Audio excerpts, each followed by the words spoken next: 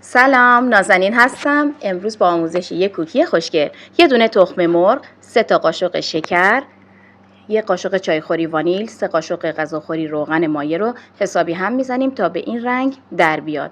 2 تا قاشق پودر کاکائو رو اضافه میکنیم و آروم هم میزنیم تا کاملا مواد مخلوط بشه. به این شکل که رسید 5 تا قاشق غذاخوری آرد و 1 نصف قاشق غذاخوری بیکینگ پودر رو الک میکنیم یه بار و طی 2-3 مرحله اضافه میکنیم.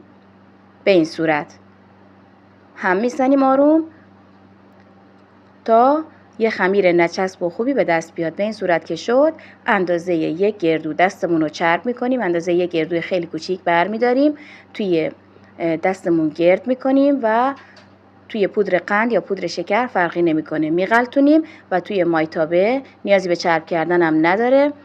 کاغذ روغنی میذاریم و دمکنی میذاریم روی گاز تا بپزه.